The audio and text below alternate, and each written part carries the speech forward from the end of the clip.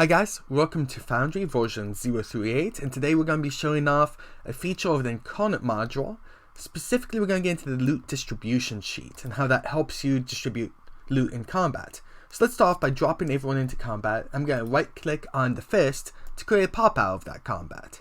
Now that we have this button right up here will roll all initiatives and the combat begins. Now I could have chosen to only roll the NPC initiatives and allow my players to roll for themselves. But right now I'm just doing a demo for you guys and there are no players here, so fast and easy this way.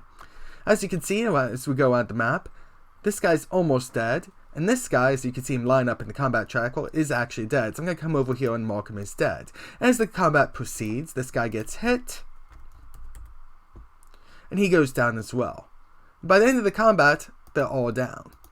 Now, some people would just delete them off the map. I'd recommend just moving them into the walls, or even just leaving them on the map and letting the skull icon be enough for players to know that they're out of the combat and not something they need to worry about. But it still allows, if a goblin shoves a potion down another throat, it still allows your players to hide behind them, to pick up a dead goblin body and throw it, and to get creative and do what players do.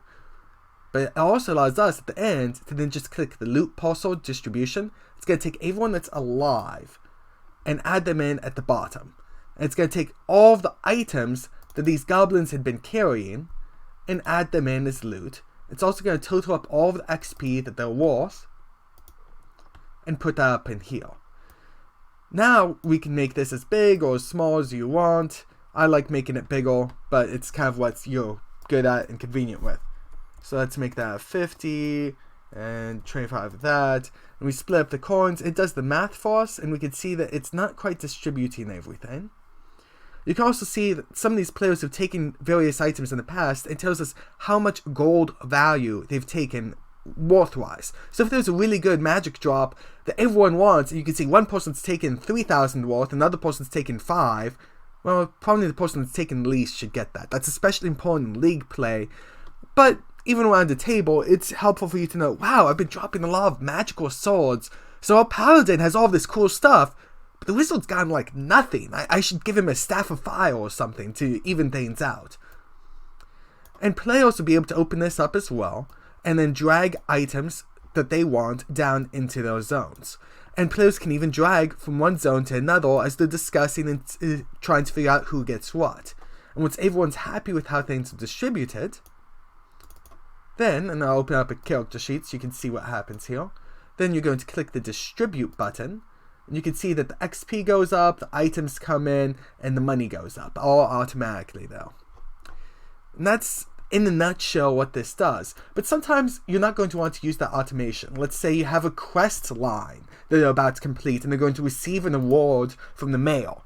Well, that's not going to be out of combat, but we could still do this. So let's do a mail's reward.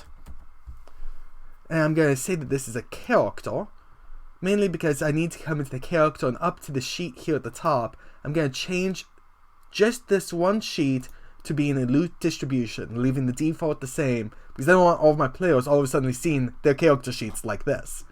Now, we can do the same thing again. Let's say we want to give them 500 XP, and let's say we're going to give them the XP and items off of Goblin as well. The mayor's going to throw in some money.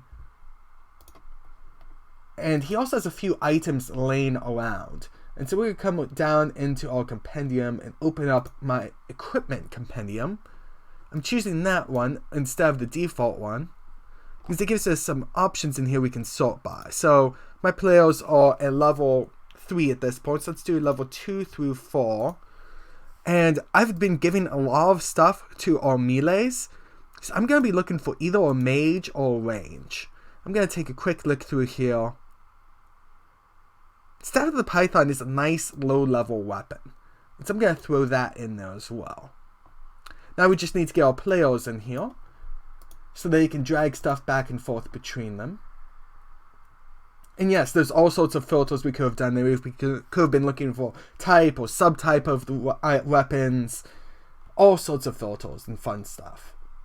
Anyway, so let's open up these guys who have been in Talons. And you probably have this better organized. The simple thing is, if you drag in a character onto the top part, it's going to be added as someone who's going to be receiving XP and loot. So you could even drag an NPC into this section. Let's say they recruited one of the goblins to help them. Well, that goblin they recruited should get a chunk of the XP, and depending on how you're doing it, they may even get a chunk of the coins. So when we split up the coins, by default it's going to give them a share, but you can of course override this and say, oh no, you're not getting a share of that, let's bump everyone else up to compensate.